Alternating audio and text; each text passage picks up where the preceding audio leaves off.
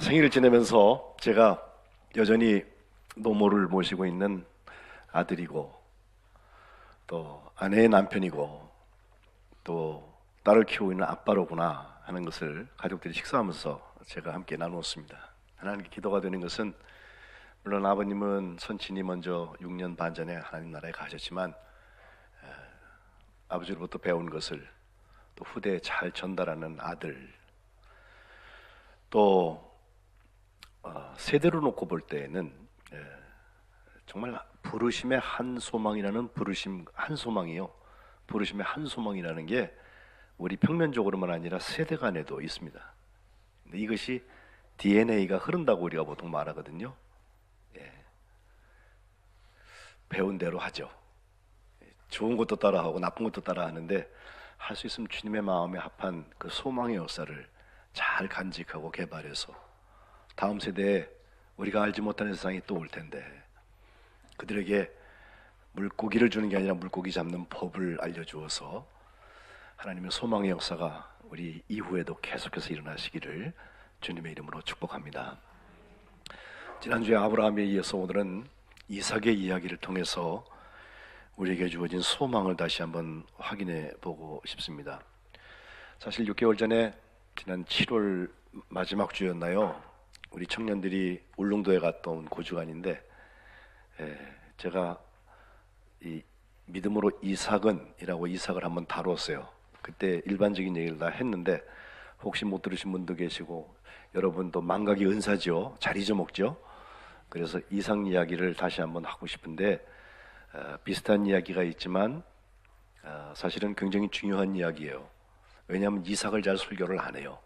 본문도 아브라함하고 야곱이 나중에 이름이 이스라엘로 바뀌잖아요. 그 얘기들인 스토리가 많아요. 시간도 오래 가고요. 근데 이삭은 사실 아버지보다 5년이나 더 살았어요. 아버지는 175세 죽는데 이분은 180세까지 살거든요. 그럼에도 불구하고 사건이 별로 없어서인지 2장, 석장 사건 나오다 없어져요. 그런데 다시 말씀드리지만 교회에서도 보면요, 어린이들하고 어른들 말고 사이에 있는 청장년 혹은 장년 세대, 허리와 같고 정말 지금 가장 활동적인 사람들, 그게 강한 교회가 미래가 있는 교회죠. 그 중에 제일 젊은 사람들이 청년이고요. 또 그 허리 부분이 점점 약해질수록 미래를 가늠할 수가 없습니다. 생각해보면 이삭이 아브라함과 이삭과 야곱에서 두 번째이기 때문에 더욱더 그 역할을 감당하고 있지 않나 생각을 합니다.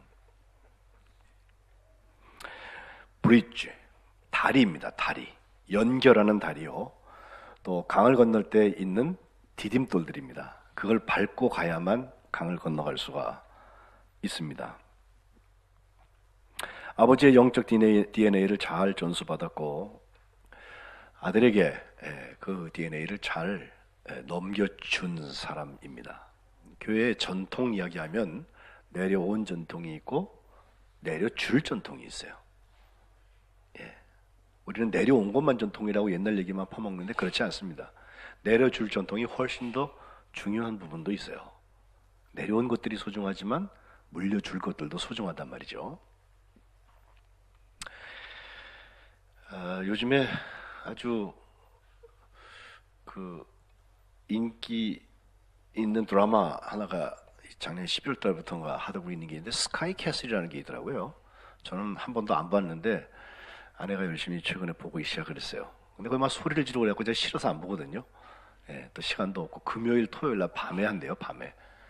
그땐 뭐 특별히 토요일 같은 날은 좀 설교 준비한다고 아무것도 바깥에 안 하니까 안 보는데 근데 거기 나온 이야기를 가만 보니까 그 어느 타운하우스에서 옆집들하고 다 연결되어서 꽤 사회적인 위치가 있는 사람들이 어떻게 그 부인이 남편을 잘 세우고 또 자녀들에게 그 열심히 잘 가르쳐서 훌륭한 사람을 만들기 위해서 서로 경쟁하다 보니까 과열 현상들이 일어나는 것들을 주제로 삼았던 것 같아요. 근데 그게 그렇게 인기가 돼갖고 텔레비 5대 중에서 한 대는 시청률 20% 넘었대요. 드라마인데. 그런 것을 제가 어저께 그 웹서칭하면서 보면서 그래, 자녀들 교육이라고 하는 거 한국 사람들은 다른 국가 비교 없었을만큼 많이 우선순위가 높다 하는 생각을 합니다. 아브라함이 이삭에게 주었던 교육처럼 이삭은 그 다음 때에게 하나님의 말씀을 가르치기 위해서, 하나님 기뻐하시는 것을 가르치기 위해서, 하나님의 소망을 가르치기 위해서 애쓴 것이 그의 믿음이었다고 표현해보고 싶은 것입니다. 이삭의 삶은 우리가 아는 대로 그의 아버지가 아이를 못 낳는 줄 알았는데, 그래서 이스마엘이라는 첩에게서 난, 하갈이라는 첩에게서 난 아들을 승계를 하려고 했는데, 하나님께서 뜬금없이 99살 되었을 때 네가 내년도에 아이를 갖는다, 아이가 태어난다는 말씀을 주셔서 그 아내 사라는 그 얘기를 듣고 피식 웃었다가 실제로 1년 후에 아이를 낳았어요. 그때 사라의 나이가 90살, 아브라함은 100살이 돼요. 그 피식 웃었다는 웃음 때문에 이삭이라는 이름의 뜻은 웃음이라는 뜻입니다. 100살의 독자를 낳았어요. 예? 이게 엄청난 사건입니다. 얼마나 아꼈을까요? 예? 그래서 이스마엘은 내쫓고 그 이삭 하나 바라보고선 아버지가 아주 정말 집중해서 아이를 키우고 그와 함께 삶을 사는데 25살쯤 되었을 때 하나님께서 어느 날 그 아이를 번제물로 바쳐라 그러세요. 그래서 그 아이를 데리고서 모리아산까지 가죠. 예. 저는 아직도 이해가 잘 안 가는 게 그거예요. 그때 25살짜리 청년 아들하고 이삭, 아버지는 125살이에요. 팔씨름을 하면 누가 이길까요? 125살하고 25살하고 누가 팔씨름 이겨요? 그렇죠. 예. 아마 완력으로는 비교도 안 될 거예요. 아버지를 업고 다녀야 될지도 모르겠어요. 그 연세에. 예? 근데 어떻게 아브라함이 초인적인 힘을 발휘해갖고 그 아들을 제압해갖고선 묶어놓고 번제단 위에 놓고선 칼을 든단 말이에요. 예? 예. 이삭이 아무래도 순종하지 않았나, 생명을 내놓고 순종하지 않았나, 혹독한 신앙 훈련을 받은 사람이 분명합니다. 하나님께서 여호와 이레, 그리고 하나님께서 아브라함의 손을 잡으셨기 때문에 그가 생명을 부지할 수 있었습니다. 12년이 흘러서 37살 되었을 때 그 어머니가 사라가 하나님의 부르심을 받아서 막벨라 굴에다가 장사를 하고 그 슬픔을 지독하던 날 중에 그 아버지가 자기 늙은 종, 가장 신이 많은 종을 메소포타미아에 보내가지고 리브가라는 여인을 데리고 와서 그가 40살 되었을 때 결혼했습니다. 오늘 본문 두 번째 절에 보면 40세 결혼했다, 리브가와 결혼했다, 족보에 나오죠. 예. 40살에 결혼한 이 사람이 아이를 오늘 낳는 얘기잖아요. 그죠? 그 아이가 쌍태가 되어서 그 리브가의 배에 야곱과 에서와 야곱, 형은 에서고 동생은 야곱인데 이 아이가 태어났다 그 얘기인데 그 날 때 맨 마지막 절에 보면 이삭의 나이가 60살이라고 그랬거든요. 결혼해서 몇 년 돼서 아이를 낳았어요? 20년 돼서 40살에 결혼했는데 60살에 아이를 낳았으니까 결혼해갖고 20년 만에 아이를 낳았어요. 나 보니까 또 쌍둥이를 낳았다. 이제 그 얘기입니다. 아브라함은 이삭에게 이런 일들을 한 다음에 때가 되어서 이제 하나님의 부르심을 받지만 이삭이 살아간 모습을 가만 보면요, 우리 난인연망, 제가 계속 얘기하는 환난은 인내를, 인내는 연단을, 연단은 소망을, 이걸 계속해서 감당하는 것 같아요. 예. 하나님께서 그에게 그렇게 태를 열어서 아이를 낳아주신 것까지는 좋은데 그 다음에 일어나는 일들을 보면요, 결국 그 아이들 사이에서 어머니 뱃속에서 있었던 그 알력 관계랄까, 예, 형한테 지기 싫어하는 동생, 예, 그래서 형의 발꿈치를 쥐고서 나왔다고 하는, 발꿈치라는 뜻입니다. 야곱이라는 말이. 그 동생 때문에 형이 아주, 우리가 잘 아는 이어지는 말씀을 보면 팥죽 사건이 나오거든요. 어느 날 형에서는 뭐 사냥을 좋아하니까 밖에 나가서 정말 땀 흘리고 일하고 집에 돌아왔는데 집에서 구수한 냄새가 나요. 집안일이나 돌보고 있는 마미보이 같은 야곱이가 팥죽을 쓰고 있거든요. 배고프니까 그 좀 먹자고. 근데 그때 이 꾀쟁이, 그리고 형을 자꾸 추리키하게 넘어뜨리는 이 동생 녀석이, 형 그러면 장자권 팔어, 그리고 팥죽 먹어. 그런단 말이에요. 그때 에서가 한 말이 참 독특한 말을 해요. 내가 지금 배고파 죽게 됐는데 그까지 장자권이 무슨 유익이 있으리요? 이렇게 말합니다. 실용적이라는 거예요. 지금은 배고픈 게 먼저지 장자권 거 나중에 따져도 돼. 에? 그래서 그렇게 하라고 그러고선 얼른 먹었단 말이에요. 근데 이것을 성경은 에서가 자기의 장자의 명분을 가볍게 여겼다라고 말하고 있습니다.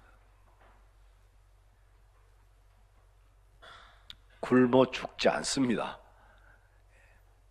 물론 배가 부른 게 좋아요. 그것도 중요한 일이에요.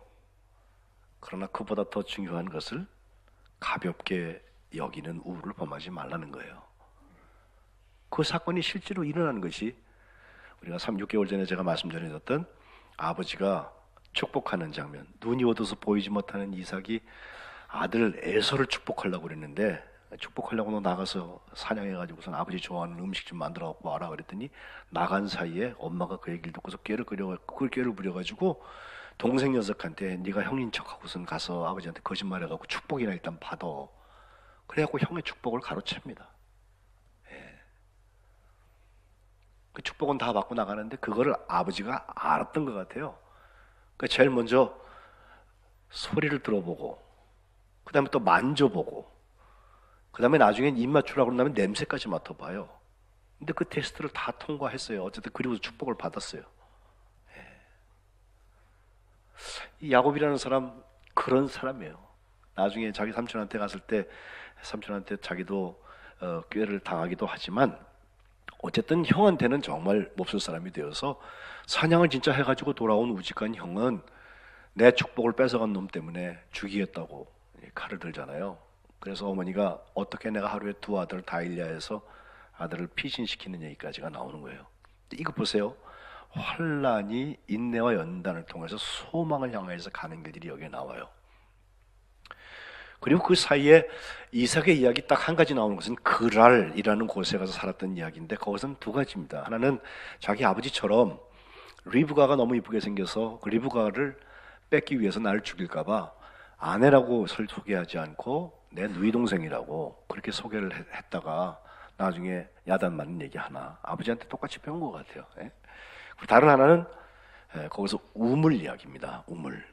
우물 전쟁이 일어나서, 왜냐하면 그가 농사를 짓는데 어떻게 농사를 짓는지 모르지만 100배의 수확을 얻었다고 그래요. 100배. 그게 뭐 실제로 곱하기 100인지는 모르겠습니다만 엄청나게 풍년이 된 것 같아요.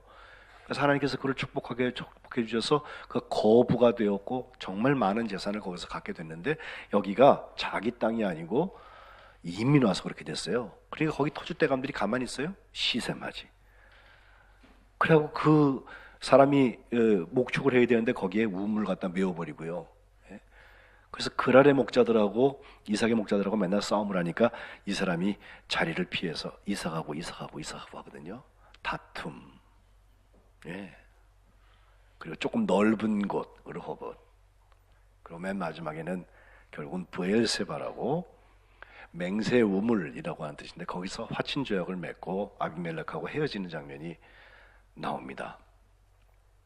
근데 저는 오늘 여러분들하고 이삭의 소망을 어디서 보고 싶냐면요, 바로 그 브엘세바라고 하는 것, 거기가 이제 이삭의 본거지가 되어서 거기서 자식을 잘 키우고 오래 살게 되는데 그곳에서 자리를 잡고 화평조약을 다 맺은 다음에 하나님께서 그에게 나타나셔서 축복해 주시는 장면이 26장 23절부터 나옵니다. 이 브엘세바에서의 축복은 말 그대로 난인연망의 사건이고 우리의 키워드 셋을 세 가지 축복의 조건에다가 대입해 보고 싶습니다. 23절은 이렇게 말합니다. 이삭이 거기서부터 브엘세바로 올라갔더니 24절 그 밤에 여호와께서 그에게 나타나 이르셨다. 주현절에 나타나셔서 그에게 직접 말씀하십니다. 나는 내 아버지 아브라함의 하나님이다. 두려워하지 말아라.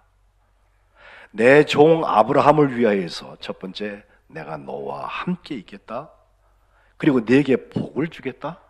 세 번째 네 자손이 번성하게 하겠다라고 하나님께서 약속을 주세요. 그 얘기를 듣고 25절에 이삭은 그곳에다가 제단을 쌓고 여호와의 이름을 부르면서 거기 장막을 치고 거기서 또 종들이 우물을 팠다라고 되어 있습니다. 제단을 쌓고 여호와의 이름을 불렀던 것은 꼭 아버지가 점점 남방으로 가면서 남쪽 지역으로 가면서 베델에서부터 가면서도 계속해서 제단을 쌓고 여호와의 이름을 부르면서 이동했던 것과 똑같이 하고 있습니다. 그런데 바로 이 세 가지 축복, 아브라함의 종, 내 종 아브라함을 위하여서 내가 너와 함께 하겠다. 전 이건 꿈 같아요. 하나님과 함께하는 꿈을 꾸세요, 여러분. 예. 꿈을 꿔도 이상한 공포스러운 그런 꿈 꾸지 마시고 하나님이 나와 함께하시는 꿈을 좀 꾸세요. 예. 하나님의 뜻이 이루어진다고 하는 것은 하나님이 나와 함께하시는 거예요. 이것은 아브라함이 이삭을 통하여서 결국 야곱도요. 나중에 이스라엘이 되는 그 야곱도 멀리 가는 창세기 28장에 가보면 그 베델에서 거기에 예배를 드릴 때 베던 그 돌에다가 기름 붓고서 하나님 앞에 예배를 드릴 때 하나님께서 보여주신 그 꿈속에 막 사다리가 뭐 천사들이 오르락내리락 하다 말고 하나님께서 너 이리로 돌아온다. 무려 20년이 걸렸지만 그러면서 하시는 말이 네가 어디로 가든지 내가 너와 함께 하리라 말씀하세요. 아버지에게 함께 하셨던 그 하나님이 나와도 함께 하고 나와 함께 하신 하나님이 우리 자녀에게 함께 하는 이 함께함의 꿈이 하나님의 소망이 되어서 여러분들에게 있으시기를 주님의 이름으로 축복합니다. 제가 새해 복 많이 받으세요 하면서 하고 싶은 얘기는 이런 거예요. 하나님과 함께하는 꿈을 꾸세요. 우리 목사님들이 수요일 저녁 예배인가요? 한번 말씀을 전하는데 목사님이 늘 얘기하시는 얘기라고 그러면서 하나님이 함께하는 건 뭐냐면요, 우리 앞에 하나님의 CCTV가 달려있는 거예요 그러시더라고. 예? 예. 잘할 때만 보시면 얼마나 좋아. 근데 혹시 우리가 엉뚱한 짓 하고 있어도 하나님 다 보고 계세요. 함께 하니까. 예? 그리고 하나님께서 함께 한다고 하는 것 때문에 하나님 앞에 서 있다고 하는 것 때문에 꼬람 대오 하나님 앞에 서 있는 사람은 허투루하지 않습니다. 누가 보거나 보지 않거나 그게 구분된 사람이고 그게 소망의 꿈입니다. 두 번째 비전은 무엇입니까? 내게 복을 준다는 것입니다. 여러분, 복 받으면요, 그것이 물질적인 것이든 건강이든 무슨 직위든 구원이든 학문이든 뭐 축복이 된다고 하는 일이 있으면요, 그게 끝이라고 생각하면 안 돼요, 여러분. 그건 하나님께서 보여주시는 일을 위해서 필요한 것들이에요. 그럴 때 의미가 있어요. 그게 인생 마지막에 결산하는 게 돼요. 내가 이만큼 애써갖고 이만큼 됐지, 나 자격증 땄어, 나 이만큼 다음 단계로 넘어갈 거야 해서 자고하기 시작하면 하나님께서 그걸 복되게 쓰시지 않아요. 이건 소망의 삶하고 너무 멀어요. 비전, 하나님이 보여주시는 그 자리를 위하여서 하나님의 복이 쓰임받는 진짜 축복의 통로들이 되시기를 주님의 이름으로 축복합니다. 너로 말미암아 많은 민족들이 하나님의 복을 받을 것이다. 여행력의 이야기라고 아브라함의 이야기로 풀었는데 바로 이삭은 세대 안에서도 아버지의 축복이 아들에게 넘어가는 좋은 축복의 통로 역할을 하게 된 것입니다. 그리고 마지막 세 번째는 자손이 번성한다고 하는 것인데 이 번성함, 퍼져나가고 번영한다고 하는 것도 하나님의 사명으로 소망을 한번 해석해 보세요. 하나님 내게 잘되게 하신 것은 하나님이 보내시려고 한 거다. 어느 지경을 품으라고, 그 일을 감당하라고. 이사야 6장에 입술을 숯불, 제단 숯불로 입술을 지지는 소명 체험의 얘기가 나왔을 때 바로 나온 얘기가 뭐예요? 누가 나를 위하여 가겠느냐. 그랬더니 이사야가 제단 숯불 지진 다음에 제일 처음으로 하는 말이 그거예요. 내가 여기 있나이다, 나를 보내소서. 영적이든 세상적이든 별난 경험을 다 했다고 그래갖고 그걸로 끝나면 안 돼. 그 다음이 뭐예요? 하나님이 보내시는 곳에 가는 거예요. 자손이 번성해서 뭐 세계에 퍼져 있고 어디 가서 큰 일들을 하고 있는 거 참 귀한 일이에요. 근데 그 번성은 하나님이 보낸 곳에 가 있는 역사, 그 자리에서 주님 기뻐하시는 아름다운 소망의 열매를 맺는 여러분과 여러분의 가정이 되시기를 주님의 이름으로 축복합니다. 오늘 오후 예배 시간에 우리가 구역회를 하게 되는데 작년 결산을 하면서 저도 깜짝 놀랐어요. 야, 성민교회가 하나님 보내시는데 가려고 이만큼 2018년도에 애썼구나. 그 분량이 하나님 축복하시는 거예요. 예. 그러니까 인색해갖고 우리 교회만 좋자 이렇게 하고 앉았으면요, 하나님 복 줄 이유가 없어요. 교회가 얼마나 많아요 지금. 예? 2017년보다 2018년도에 하나님의 쓰임을 더 받은 것처럼 또 2019년도에는 하나님의 소망을 품고 이 일을 감당하시기를 주님의 이름으로 축복합니다. 우찌무라 간조 이야기가 하나 있어요. 그가 한 번은 저주에 대해서 이렇게 말했대요. 하나님한테 저주가 있다면 우리의 질병이나 실패나 뭐 배신당하는 거나 이런 게 아닙니다. 만일 저주가 있다면 다음 세 가지입니다. 첫 번째, 하나님이 도대체 믿어지지 않는 거, 이거 저주입니다. 그는 그렇게 말했어요. 아무리 믿어보려고 하는데 믿어지지가 않아. 맹숭맹숭해. 그 버림받은 심령 아니냐 말이죠. 두 번째는 성경을 읽어도 또 하나님의 말씀이라고 말씀을 막 외워도 성경은 정말 많이 알아서 달달달달 입에 붙어 있는데 하나님의 음성이 들리지 않아. 이거 저주래요. 성경을 펴면 하나님 내게 하시는 말씀이 들려서 때로는 찔림이 있고 때로는 나의 삶을 바꾸는 움직임이 있고 때로는 정말 다 손 놓고선 절망할 것 같은 그 자리에 하나님의 위로가 있고 생명이 있고 아멘 할 만도 한데 그래야 소망이 있지. 맨날 읽어도 이거 무슨 숙제도 아니고 말이죠. 무슨 공부하는 책도 아니고. 목사들한테는 혹시 그럴지 모르겠어요. 근데 여러분한테 그렇지 않잖아요. 우리 아버지가 내게 주신 말씀 아니에요? 하나님의 음성이 들려야 돼. 안 들리면은 저주다. 그는 그렇게 말했습니다. 세 번째 경우는 감사하는 마음이 없어지는 게 저주라고 그랬어요. 고마운 마음이 생기지 않아서 하나님의 은혜의 사건들이 보이지 않으면 소망이 뭐고 물 건너가는 거예요. 하나님 그 사람 쓰지 못해요.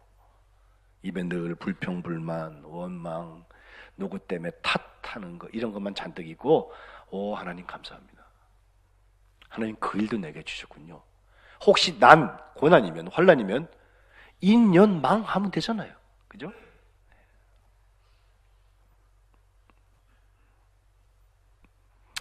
야곱의 대척점에 있는 에서를 보면 이게 너무 분명합니다. 하나님께 주신 장자의 명분을 가볍게 여겼던 사람. 열심히는 살았어요. 그런데 결국은 하나님의 축복의 통로가 되지 못해요. 이삭이 마지막에 그 아들들을 축복하는 자리에서 정말 하나님께서 야곱과 에서를, 사실은 에서와 야곱인데 순서를 바꿔놓으시는 것을 보면 그렇습니다. 그때 아버지의 마음이 어땠을까요? 사실 이삭은 에서를 축복하고 싶었어요. 정말 형이잖아. 어쨌든 같은 날 나왔다 할지라도. 그래서 묻고 체크하고 계속 하는데도 그 시험을 어떻게 통과해가지고 축복하고 난 다음에 다시 진짜 에서가 와가지고 아버지 나 축복해 주세요. 음식 해왔어요. 했을 때 한 말, 나는 내게 줄 축복이 없다. 이미 다 축복해버렸다. 그러면서 이삭이 생각했던 것은 바로 오늘 본문에 나오는, 하나님한테 가서 물어보았더니 애들이 엄마 뱃속에서 막 싸우길래 물어보았더니 내 뱃속에 두 민족이 있다. 그리고 큰 자가 작은 자를 섬길 거다. 그 말씀 기억하고 있을 거예요. 눈이 안 보여도 하나님의 음성은 기억하게 돼 있어요. 우리가 어떤 소망을 품고 삽니까? 내 생각과 내 계획 가지고 가는 것은 거기까지밖에 못 갑니다. 어느 날 바뀌어요. 하나님께서 말씀하신 것, 하나님의 감동은 끝까지 이루어집니다. 그리고 이것이 참 소망입니다. 이삭처럼 우리의 꿈과 우리의 비전과 우리의 사명이 하나님의 부르심의 한 소망, 바로 그 자리에 있으시기를 주님의 이름으로 축복합니다. 기도하겠습니다. 하나님.